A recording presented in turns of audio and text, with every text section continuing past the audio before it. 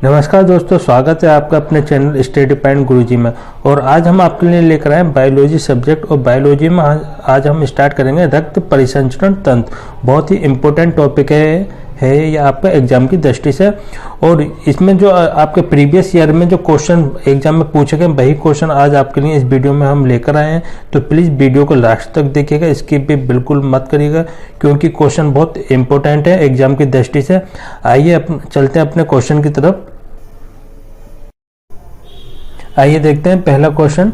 हृदय स्पंदन एक विद्युतीय तरंग द्वारा निष्पादित होता है जो उपजती है। इसका जो राइट आंसर होगा आपका ऑप्शन नंबर सी, हृदय में। हृदय में जो है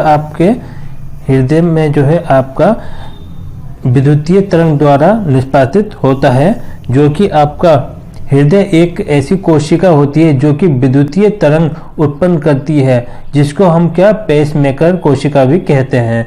पेसमेकर कोशिका हम किसे कहते हैं?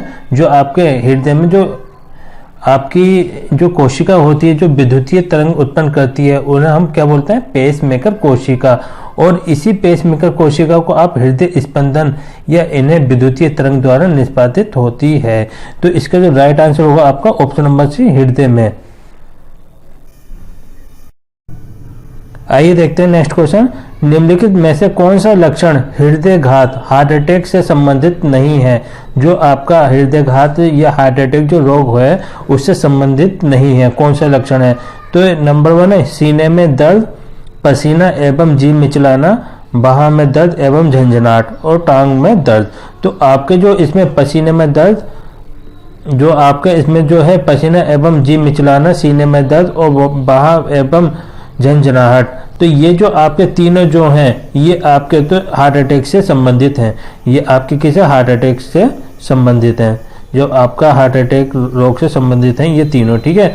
और पर ये आपका टांग में जो दर्द है ये आपका हृदयघात से संबंधित नहीं है। तो इसका जो राइट आंसर होगा आपका ऑप्शन नंबर डी, टांगों में दर्द। तो टांगों में जो दर्द वो आपके हृदयघात से संबंधित नहीं है। इसका राइट आंसर होगा ऑप्शन नंबर डी, टांगों में दर्द। आइए देखते हैं नेक्स्ट क्वेश्चन। एक स्वस्थ वयस्क मनुष्य में रक्त का कुल परिमाप होता है। जो आपका स्वस्थ वयस्क मनुष्य में रक्त का कुल परिमाप कितना होता है?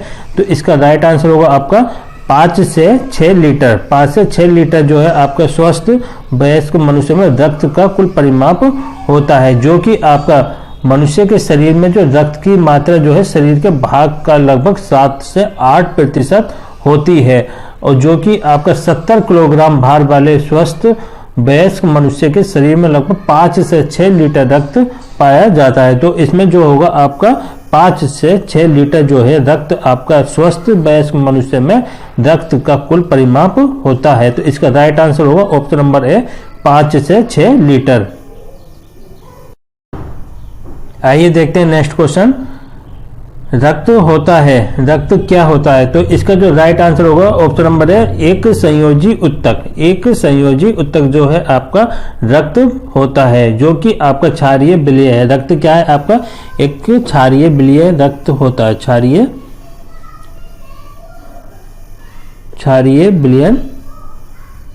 विलयन होता है। और रक्त का पीएच मान कितना होता है आपका?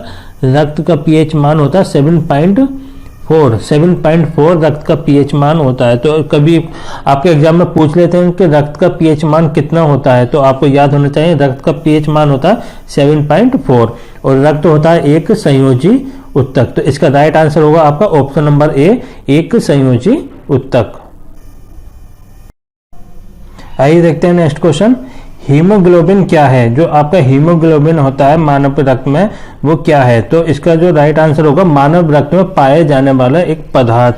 मानव रक्त में पाए जाने वाला पदार्थ जो है आपका हीमोग्लोबिन कहलाता है। तो इसका राइट आंसर होगा आपका ऑप्शन नंबर सी, मानव रक्त में पाए जाने वाला पदार्थ हीमोग्लोबिन कहलाता है। जो कि आपका हीमोग्लोबिन जो है आपका ऑक्सीजन का परिवहन करता है। जो क्या करता है? ऑक्सीजन का परिवहन करता है हीमोग्लोबिन। और हीमोग्लोबिन की एक सामान्य व्यक्ति में जो है हीमोग्लोबिन की औसतम मात्रा जो है आपकी 15 ग्राम से 100 15 ग्राम से 100 मिलीलीटर होती है। 15 ग्राम से 100 मिलीलीटर होती है। जो आपकी एक सामान्य व्यक्ति में जो है हीमोग्लोबिन की औसतम मात्रा कितनी होती है? 15 ग्राम से 100 मिलीलीटर रुधिर होती है। तो ये आपका हीमोग्लोबिन जो है आपका मानव रक्त में पाए जाने वाला पदार्थ होता है। तो इसका राइट आंसर होगा ऑप्शन नंबर सी, मानव रक्त में पाए जाने वाला पदार्थ। आइए देखते हैं नेक्स्ट क्वेश्चन। रक्त में लाल रंग निम्न में से किसके कारण होता है? जो आपका रक्त में लाल रंग जो होता है वो किसके कारण होता है? तो इसका राइट आंसर होगा आपका हीमोग्लोबिन। हीमोग्लोबिन के कारण ही रक्त में लाल रंग होता है, जो कि आपका हीमोग्लोबिन में जो है आपका हीम नामक जो लाल रंग का पदार्थ पाया जाता है, जिससे लाल रंग जो है रक्त में प्रदान किया जाता है।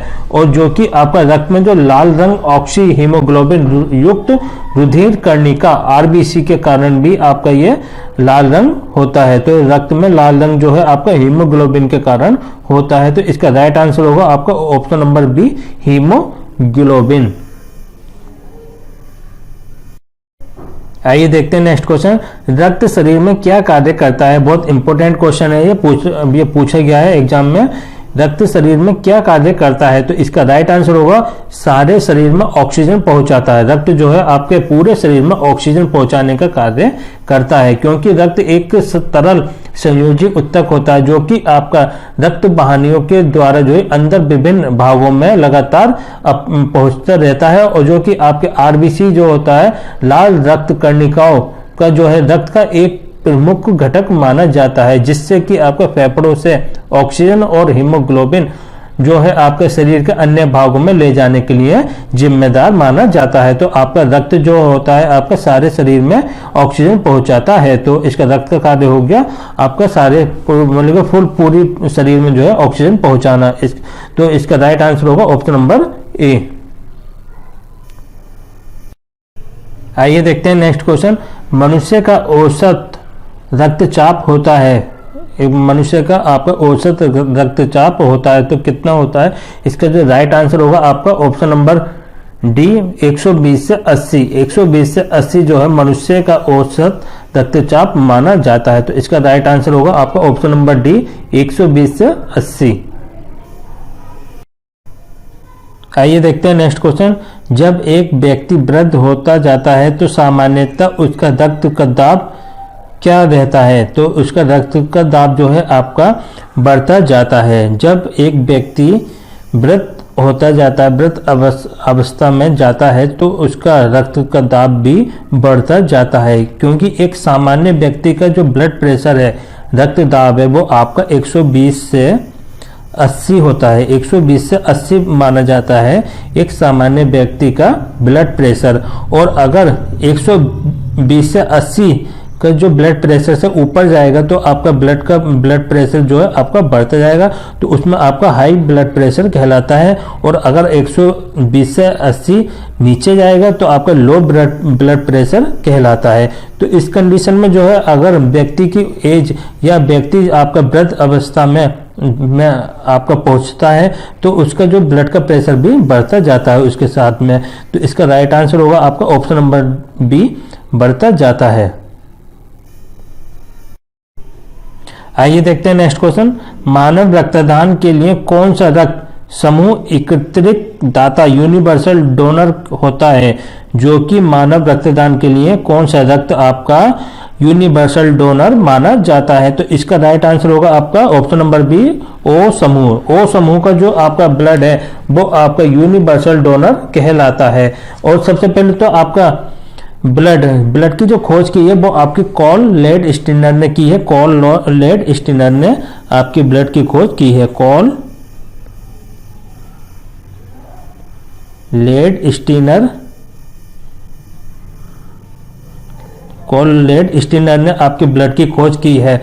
और जो आपका ब्लड ओ जो है, ओ समूह जो है आपका यूनिवर्सल डोनर कहलाता है, जो कि आपका ब्लड समूह ए और ए बी और बी जितने भी आपके समूह होते हैं सभी को ये ओ समूह जो है आपका ब्लड जो है डोनेट कर सकता है। इसी कारण जो आपका ओ ग्रुप को जो है आपका यूनिवर्सल डोनर कहलाता है, जो कि आपका मानव रक्तदान के लिए कौन सा भी आपके किसी भी समूह के एक बुक में ये ब्लड जो है आपका डोनेट कर सकता है।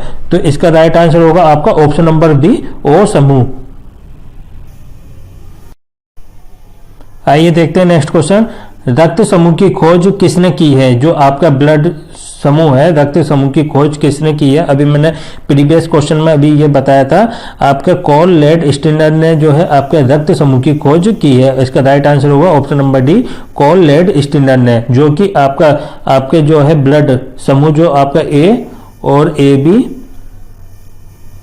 और ब्लड ए समूह और ओ समूह ये आपके ये ब्लड समूह जितने आपके 4 रक्त समूह हैं, ए बी ए और बी और ओ समूह, ये इन जो है आपके ब्लड समूह की खोज जो है आपके कॉल लेड स्टिनर ने की है। तो इसका राइट आंसर होगा आपका ऑप्शन नंबर डी। आइए देखते हैं नेक्स्ट क्वेश्चन। RH कारक का नाम संबंधित है एक प्रकार के, जो आपका RH फैक्टर है वो किससे संबंधित है? ये क्वेश्चन है आपका। तो इसका जो राइट आंसर होगा आपका ऑप्शन नंबर सी, बंदर से जो है आपका RH फैक्टर जो है संबंधित है, जो कि RH फैक्टर की जो पहले खोज की है, सबसे पहले आपके RH फैक्टर की जो खोज की है वो लेड स्टिनर एवं बीनर के द्वारा की गई है। लेड स्टिनर एवं बीनर के द्वारा जो है आपके RH फैक्टर की खोज की गई है, जो कि आपके सबसे पहले लाल मुंह के बंदर, जो आपके लाल मुंह के बंदर जो थे, लाल मुंह के जो बंदर थे उनमें जो है RH फैक्टर का ये कारक आपका पाया गया था। तो इसलिए जो है बंदर से ही आपका RH फैक्टर की जो खोज मानी जाती है। तो इसका जो राइट आंसर होगा आपका ऑप्शन नंबर सी, बंदर। आइए देखते हैं नेक्स्ट क्वेश्चन। यदि एक पिता का रक्त वर्ग ए है और माता का ओ हो तो बताइए कि उनके पुत्र का निम्नलिखित में से कौन सा रक्त वर्ग हो सकता है? बहुत इंपॉर्टेंट क्वेश्चन है ये। क्वेश्चन आपका एनटीपीसी में पूछा गया है। यदि पिता का रक्त ब्लड ए है और माता का ब्लड जो है आपका ओ है, तो उसके पुत्र का ब्लड ग्रुप जो है वो कौन सा होगा? तो इसका जो राइट आंसर होगा आपका option number C, O group. ठीक है, जो पुत्र का जो ब्लड ग्रुप होगा ओ ग्रुप होगा, जो कि आपका ओ भी हो सकता है और अथवा ए भी हो सकता है। वो आप इसमें जो है आपका यदि पिता का ब्लड ग्रुप ए है और माता का ब्लड ग्रुप ओ है, तो उस कंडीशन में जो है आपका पुत्र का जो ब्लड ग्रुप होगा वो आपका ओ भी हो सकता है और आपका ए भी हो सकता है। इसमें ए ऑप्शन में नहीं है, इसलिए ए जो है हमने इसमें लगाया नहीं है। तो इसमें जो है ओ है ऑप्शन में, तो ओ इसमें राइट आंसर होगा ऑप्शन नंबर सी, ओ। क्योंकि हमारा जो है माता का ब्लड ग्रुप ए और पिता का ब्लड ग्रुप ए और माता का ब्लड ग्रुप ओ, इस कंडीशन में अब पुत्र का ब्लड ग्रुप जो है ओ भी होगा और ए भी होगा। तो इसका राइट आंसर होगा आपका option number C, O group. आइए देखते हैं नेक्स्ट क्वेश्चन। मनुष्य के शरीर के रक्त का पीएच मान क्या होता है? जो आपके मनुष्य के शरीर का जो रक्त का जो पीएच मान कितना होता है, अभी मैंने प्रीवियस क्वेश्चन में आपको ये बताया था पीएच मान। तो इसका राइट आंसर होगा आपका ऑप्शन नंबर सी, 7.4। 7.4 जो है ब्लड का पीएच मान होता है, जो कि आपका ब्लड एक क्षारीय विलयन होता है और जो आपका एक वयस्क मनुष्य में 5 से 6 लीटर जो है रक्त पाया जाता है। 5 से 6 लीटर रक्त ब्लड जो है मनुष्य के शरीर में पाया जाता है। तो इसका जो राइट आंसर होगा आपका ऑप्शन नंबर सी, 7.4। आइए देखते हैं नेक्स्ट क्वेश्चन। निम्न में से एंटीजन की मूल विशेषता क्या है? जो आपका एंटीजन होता है बॉडी में, उसकी मूल विशेषता क्या है? तो इसका राइट आंसर होगा आपका ऑप्शन नंबर बी, वे प्रतिरक्षियों के निर्माण को प्रेरित करता है। वे प्रतिरक्षियों के निर्माण को प्रेरित करता है। जो एंटीजन जो होता है वो आपका जो प्रतिरक्षियों के निर्माण को प्रेरित करता है। तो इसका राइट आंसर होगा आपका ऑप्शन नंबर बी। आइए देखते हैं नेक्स्ट क्वेश्चन। सफेद रक्त कण का मुख्य कार्य है, जो आपका जो WBC है, WBC का जो मुख्य कार्य क्या होता है? WBC का जो मुख्य कार्य होता है रोग प्रतिरोधक क्षमता धारण करना, रोग प्रतिरोधक क्षमता धारण करना। ऑप्शन नंबर सी जो है आपका मतलब रोगाणु से रक्षा प्रदान करना जो है आपका WBC का कार्य होता है। तो इसका जो राइट आंसर होगा आपका ऑप्शन नंबर सी, रोग प्रतिरोधक क्षमता धारण करना। आइए देखते हैं नेक्स्ट क्वेश्चन। रुधिर के प्लाज्मा में निम्नलिखित में से किसके द्वारा एंटीबॉडी निर्मित होती है? जो आपका रुधिर का जो प्लाज्मा है वो किसके द्वारा एंटीबॉडी जो निर्मित करता है? तो इसका जो राइट आंसर होगा आपका option number B, lymphocyte. Lymphocyte जो है आपका रुधिर के प्लाज्मा में लिम्फोसाइट्स के द्वारा जो है एंटीबॉडी या प्रतिरक्षी प्रोटीन का निर्माण होता है। तो इसका जो राइट आंसर होगा आपका ऑप्शन नंबर बी, लिम्फोसाइट। आइए देखते हैं नेक्स्ट क्वेश्चन। प्रतिरक्षा का सर्वाधिक संबंध है, जो आपका प्रतिरक्षा है उसका सर्वाधिक संबंध किससे है? तो इसका जो राइट आंसर होगा आपका लिम्फोसाइट। लिम्फोसाइट से जो है आपका प्रतिरक्षा का संबंध है, क्योंकि आपका रुधिर के जो प्लाज्मा में जो है आपका लिम्फोसाइट के द्वारा ही एंटीबॉडी या प्रतिरक्षा प्रोटीन का निर्माण होता है। जो आपका प्रतिरक्षा जो प्रोटीन का जो निर्माण होता है वो आपका लिम्फोसाइट में ही होता है। तो इसलिए जो प्रतिरक्षा का सर्वाधिक संबंध माना जाता है लिम्फोसाइट से। तो इसका जो राइट आंसर होगा आपका ऑप्शन नंबर ए, लिम्फोसाइट। आइए देखते हैं नेक्स्ट क्वेश्चन। मानव रक्त की श्यानता का कारण है, जो मानव रक्त है उसकी श्यानता का कारण है। तो इसका राइट आंसर आपका होगा ऑप्शन नंबर है, रक्त में प्रोटीन। रक्त में प्रोटीन जो है मानव रक्त की श्यानता का कारण माना जाता है, क्योंकि मानव रक्त की श्यानता जो है मुख्यतः प्लाज्मा में प्रोटीन और आपके जो रक्त में जो आपके आरबीसी का जो आयतन प्रतिशत है वो आदि पर जो निर्भर करती है, जिसके द्वारा जो है आपका मानव की जो रक्त का जो श्यानता का मैक्सिमम अधिकतर जो प्रतिशत है वो आपके रक्त में जो प्रोटीन की उपस्थिति के कारण ही माना जाता है। तो मानव रक्त की जो श्यानता का कारण माना जाता है रक्त में प्रोटीन। इसका जो राइट आंसर होगा आपका ऑप्शन नंबर ए, रक्त में प्रोटीन। आइए देखते हैं नेक्स्ट क्वेश्चन। रुधिर में श्वेत रक्त कणिकाओं की अत्यधिक मात्रा में उपस्थिति को रोग विज्ञान की भाषा में कहते हैं।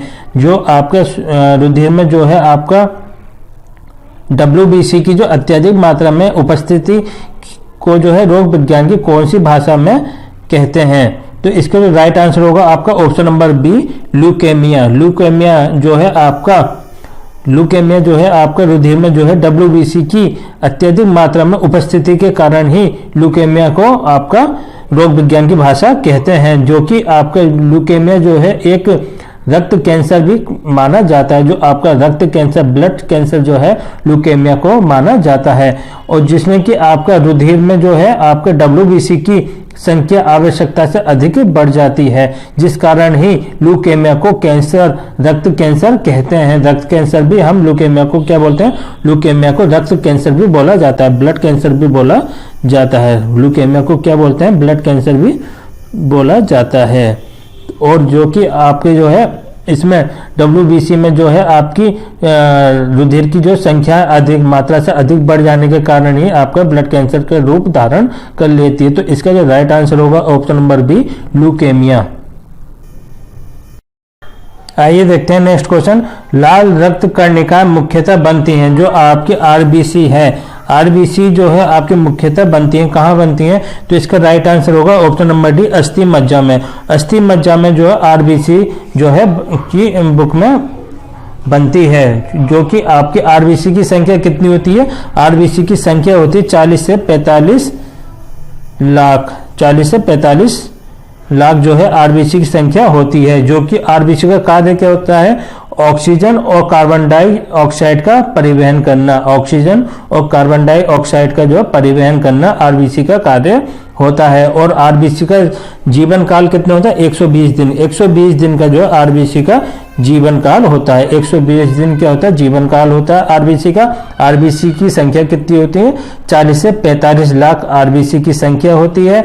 और RBC जो है उसका उत्पादन कहाँ होता है? अस्थि मज्जा में होता है RBC का उत्पादन। और RBC का कार्य होता है ऑक्सीजन कार्बन डाइऑक्साइड का परिवहन करना। और RBC से होने वाले जो रोग है वो आपका एनीमिया रोग होता है। तो इसका जो राइट आंसर होगा आपका ऑप्शन नंबर डी, अस्थि मज्जा। आइए देखते हैं नेक्स्ट क्वेश्चन। WBC का बनना तथा RBC का विनाश होता है। जो आपका WBC का जो बनना शुरू होता है और RBC का जो विनाश होता है तो वो कहाँ पर होता है? तो इसका जो राइट आंसर होगा आपका ऑप्शन नंबर बी, प्लीहा में। प्लीहा में जो है आपका WBC का विनाश होता है, उसके बाद जो है आपका RBC का विनाश होता है और WBC का बनना स्टार्ट होता है, जो कि आपका जो RBC का जो जीवन काल 120 दिन का होता है। 120 दिन का जो है आपका RBC का जीवन काल माना जाता है, 120 दिन का, ठीक है। और उसके बाद जो है ये RBC जो है, इसके बाद जो प्लीहा में इसका जो विनाश होता जाता है, प्लीहा में जो है इसका RBC का जो विनाश स्टार्ट हो जाता है। इसके बाद ही आपका WBC का जो है बनना प्रारंभ शुरू हो जाता है। तो इसका जो राइट आंसर होगा आपका ऑप्शन नंबर बी, प्लीहा में। आइए देखते हैं नेक्स्ट क्वेश्चन। रक्त ग्लूकोज स्तर सामान्यतः व्यक्त किया जाता है। जो आपका रक्त ग्लूकोज स्तर जो है वो किस यूनिट में आपका व्यक्त किया जाता है? तो इसका जो राइट आंसर होगा आपका मिलीग्राम प्रति डेसीलीटर में। मिलीग्राम प्रति डेसीलीटर में, ऑप्शन नंबर बी, मिलीग्राम प्रति डेसीलीटर में जो है आपका रक्त ग्लूकोज स्तर सामान्यतः जो है व्यक्त किया जाता है। आइए देखते हैं नेक्स्ट क्वेश्चन। हृदय को रक्त का संवहन करने वाली धमनियां कहलाती हैं। जो कि आपका हृदय को जो रक्त का संवहन करने वाली जो धमनियां कहलाती हैं तो वो आपके ऑप्शन नंबर सी, हृदय धमनियां कहलाती हैं। हृदय धमनियां ही जो आपके हृदय को रक्त का संवहन करने वाली धमनियां कहलाती हैं। तो इसका जो राइट आंसर होगा आपका ऑप्शन नंबर सी, हृदय धमनियां। आइए देखते हैं नेक्स्ट क्वेश्चन। प्लाज्मा में जल का प्रतिशत होता है। जो आपके प्लाज्मा होता है तो उसमें जल का प्रतिशत कितना होता है? तो इसका राइट आंसर होगा आपका ऑप्शन नंबर डी, 90%। 90% जो है आपका प्लाज्मा में जल का प्रतिशत होता है। तो इसका राइट आंसर होगा आपका ऑप्शन नंबर डी, 90%। आइए देखते हैं नेक्स्ट क्वेश्चन। प्रतिजन ऐसा पदार्थ है जो कि आपका, इसका जो राइट आंसर होगा ऑप्शन नंबर सी, प्रतिरक्षा तंत्र को परिवर्तित करता है। प्रतिजन ऐसा पदार्थ है जो कि प्रतिरक्षा तंत्र को परिवर्तित करता है। तो इसका राइट आंसर होगा आपका ऑप्शन नंबर सी, प्रतिरक्षा तंत्र को परिवर्तित करता है। आइए देखते हैं नेक्स्ट क्वेश्चन। रोग प्रतिकारकों को उत्पन्न करने वाला सेल कौन सा होता है? तो इसका जो राइट आंसर होगा आपका option number C, lymphocyte. Lymphocyte जो है आपका रोग प्रतिकारकों को उत्पन्न करने वाला सेल कहलाता है, क्योंकि लिम्फोसाइट ही आपका जो इसमें जो रुधिर की जो संख्या है 20 से 30% मानी जाती है, और जो कि आपका दो प्रकार का होता है। लिम्फोसाइट दो प्रकार का, बी लिम्फोसाइट और टी लिम्फोसाइट। बी लिम्फोसाइट जो होता है आपका, बी लिम्फोसाइट जो होता है आपका वो प्रतिरक्षी प्रोटीन बनाता है, और HIV विषाणु जो है आपके लिम्फोसाइट को नष्ट कर प्रतिरक्षा तंत्र को कमजोर कर देता है। तो लिम्फोसाइट जो है आपका दो प्रकार से होता है, एक तो होता है टी लिम्फोसाइट, दूसरा होता है बी लिम्फोसाइट, ठीक है। तो इसका जो राइट आंसर होगा रोग प्रतिकारकों को उत्पन्न, तो इसका जो राइट आंसर होगा आपका सी, लिम्फोसाइट। आइए देखते हैं नेक्स्ट क्वेश्चन। किस प्रक्रिया द्वारा श्वसन के दौरान गैसें रुधिर में प्रवेश करती हैं और फिर उसे छोड़ती हैं? तो वो प्रक्रिया आपकी विसरण कहलाती है। तो इसका जो राइट आंसर होगा ऑप्शन नंबर बी, विसरण। विसरण के द्वारा ही आपका श्वसन के दौरान जो है गैसें रुधिर में प्रवेश करती हैं और फिर जो है उसे छोड़ती हैं। तो ये आपकी प्रक्रिया जो है विसरण कहलाती है। तो इसका राइट आंसर होगा आपका ऑप्शन नंबर बी, विसरण। आइए देखते हैं नेक्स्ट क्वेश्चन।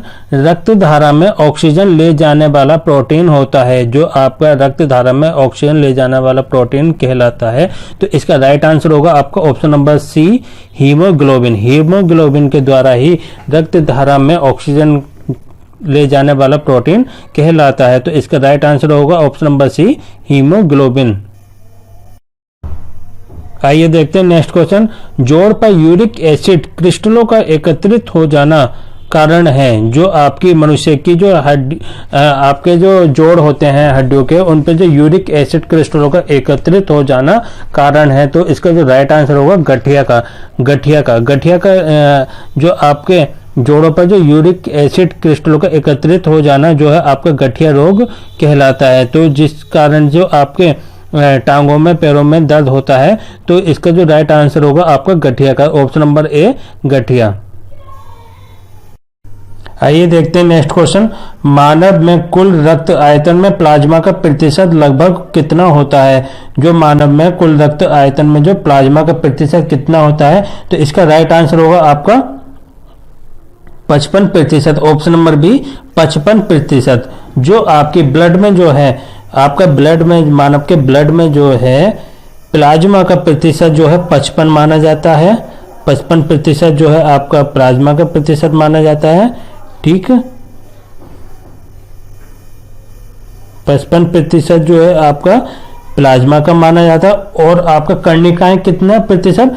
45% जो है आपकी कर्णिकाएं का माना जाता है। 45% जो है आपका कर्णिकाओं का माना जाता है। तो इसमें जो है आपका राइट आंसर होगा मानव में कुल रक्त आयतन में प्लाज्मा का प्रतिशत जो है आपका 55% होता है। तो इसका जो राइट आंसर होगा ऑप्शन नंबर बी 55। आइए देखते हैं नेक्स्ट क्वेश्चन। रक्तस्राव को रोकने के लिए आमतौर पर किस एल्यूमिनियम लवण का प्रयोग किया जाता है? जो आपकी ब्लड वगैरह, जो आपका ब्लडिंग को रोकने के लिए किस एल्यूमिनियम लवण का प्रयोग किया जाता है? तो इसका राइट आंसर होगा आपका option number D potash alum. Potash alum का प्रयोग किया जाता है रक्तस्राव को रोकने के लिए, जिसको हम फिटकरी भी बोलते हैं। पोटास एलम को हम फिटकरी भी बोलते हैं, जो कि जिसका आपका रासायनिक सूत्र क्या होता है? K2SO4 Al2SO4 को whole 3 24H2O। K2SO4 Al2SO3 SO4 का होल 3 24H2O, जो आपके ये फिटकरी का जो रासायनिक सूत्र है। ये एग्जाम में पूछ लेते हैं कि रासायनिक का फिटकरी का रासायनिक सूत्र क्या है, तो ये याद होना जरूरी है ना। K2SO4 Al2SO4 SO4 का होल 3 24H2O रासायनिक फिटकरी का रासायनिक सूत्र है। तो हमारे जो रक्तस्राव को रोकने के लिए पोटास एलम और या फिटकरी, एक ही पोटास एलम को फिटकरी भी बोलते हैं, तो पोटास एलम का प्रयोग किया जाता है रक्तस्राव को रोकने के लिए। तो इसका जो राइट आंसर होगा आपका option number D potash alum. आइए देखते हैं नेक्स्ट क्वेश्चन। मानव की लाल रुधिर कर्णिकाओं की आयु निम्नलिखित में से कितनी होती है? जो कि आपका आरबीसी है, आरबीसी की जो है आयु कितनी होती है? अभी मैंने आपको प्रीवियस क्वेश्चन में ये आपको बताया था आरबीसी की आयु कितनी होती है। तो इसका राइट आंसर होगा आपका ऑप्शन नंबर बी 120 दिन। 120 दिन जो है आपकी आरबीसी की आयु होती है। जीवन काल जो है आरबीसी का 120 दिन होता है। जो और संख्या कितनी होती है? 40 से 45 लाख। 40 से 45 लाख जो है आपकी आरबीसी की संख्या होती है। और कार्य क्या होता है आरबीसी का? ऑक्सीजन और आपका कार्बन डाइऑक्साइड का परिवहन करना। तो इसका जो राइट आंसर होगा आपका 120 दिन। आरबीसी की जो आयु होती है 120 दिन, तो इसका राइट आंसर होगा आपका ऑप्शन नंबर बी 120 दिन। आइए देखते हैं नेक्स्ट क्वेश्चन। रक्त में प्रतिस्कंदन पदार्थ कौन सा है? जो आपके रक्त में प्रतिस्कंदन पदार्थ होता है वो कौन सा है? तो इसका जो राइट आंसर होगा आपका option number B heparin. Heparin जो है आपका रक्त में प्रतिस्पंदन पदार्थ माना जाता है। तो इसका राइट आंसर होगा आपका ऑप्शन नंबर बी हिपेरिन। आइए देखते हैं नेक्स्ट क्वेश्चन। रक्तदाब का नियंत्रण कौन करता है? जो आपका रक्तदाब होता है उसका नियंत्रण कौन करता है? तो इसका राइट आंसर होगा आपका ऑप्शन नंबर ए अधिवृक्क एडिनल ग्रंथि। जो आपकी यदि शरीर में रक्तदाब कम होता है तो एडिनल ग्रंथि से एडिनलिन हार्मोन्स निकलता है, जो कि रक्तदाब को जो है बढ़ाने का कार्य करता है। तो इसलिए जो है आपका रक्तदाब को जो नियंत्रित करने का जो कार्य करता है वो आपका एडिनल ग्रंथि के द्वारा किया जाता है। तो इसका जो राइट आंसर होगा आपका ऑप्शन नंबर ए अधिवृक्क और एडिनल ग्रंथि। एडिनल ग्रंथि के द्वारा ही रक्तदाब का नियंत्रण होता है। और आज हमने आपको रक्त परिसंचरण तंत्र के जो इम्पोर्टेंट क्वेश्चन है वो कंप्लीट करवाए हैं इस वीडियो में। और हमारी वीडियो आपको कैसी लगी प्लीज हमें कमेंट करके जरूर बताइएगा, और हमारी वीडियो को अधिक से अधिक शेयर करिएगा और लाइक करिएगा और चैनल को सब्सक्राइब करिएगा।